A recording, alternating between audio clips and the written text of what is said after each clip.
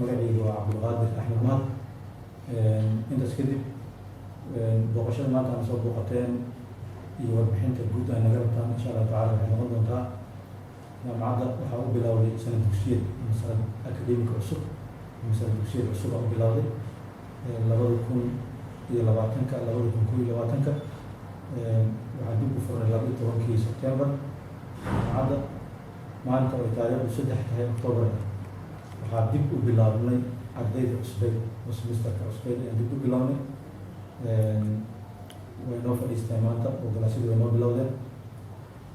sanadkan waxaan qabanay arday kulliyadaha kala duwan ama 8 kulliyadood ee jaamacadda bixiso oo kala duwan ayaan qabanay. waxaa ka mid ah marka ardaydaas arday dhaqaalahooda liita ay jaamacadda ugu talagashay inay siiso waxbarasho lacag la-aan. waxaa noo soo xulayay dadkaas aan kala tashanaynin maamulayaasha iskuulaadka ay kasoo baxeen. iyaga ayaa taskiyeynaya oo dhahay ardaygan duruuf aan ku sugayno iyagoo iskuulka dhiganaya haddana barta ayuu taagan yahay in hore looga sii wado ayuu rabaa. arday ilaa iyo 52 arday gaaraysa waxaan siinay waxbarasho lacag la-aan kulliyadaha kala duwan oo 8 kulliyadood ee jaamacadda ka baxda. bilmunaasaba anaga ma tegin xerooyinka qaxootiga iyo meelaha kaleeto ma tegin, laakiin riboodka rasmiga waxaan ka qaadanayna maamulaha iyo maamulka xogeenada iskuulaadka iyo dadka kaleeto oo duruuftooda aan naqaano ay noo imaanayay ayaan qadarinayna. teeda kale jaamacadda semesterkani waxay soo kordhisay ay dib u qalabeyn ku samaysay laababkeeda, gaar ahaan laabka caafimaadka oo dib u qalabeyn lagu sameeyey oo mashiinadii shaybaarka oo dhan iyo mashiinadii oo maaragtay baaritaanada lagu sameynayo oo soo dhamaystiray.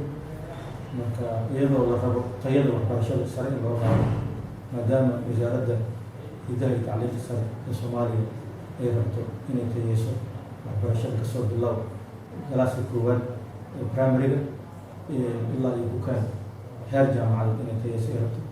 annagana tayadaas ayaan wax ka qaadayni, maxaa yeelay ardayga practical ayuu wax ku fahmi karaa theory-ga markii la siiyo in practical loogu daro.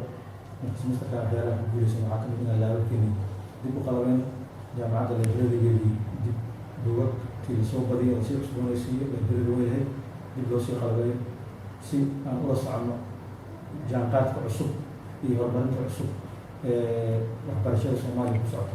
maantii waalidiintu waa lafdhabarta waxbarashada, maxaa yeelay hadduusan waalid jirin cunug soo diraya waxbarasho ma jiri lahayn. waalidiinta waxaan u baaqayaa maadaama waxbarashada la tayeeyey in ilmaha lala xisaabtamo, in carruurta lala xisaabtamo, jadwalkooda laga warqabo, meelaha ay aadayaan iyo waxay sameynayaan laga warqabo, meelaha ay wax ka bartaanna ay la xiriir la sameeyaan waalidiinta. annagana insha Allah tacaala waalidiinta waa la xiriiri doonaa oo cunugga liita in loo sheego, meesha uu ka liitan loo sheego. waalidiinta guud ahaan waxaa leeyahay ha laga warqabo cunugaaga meesha uu joogo.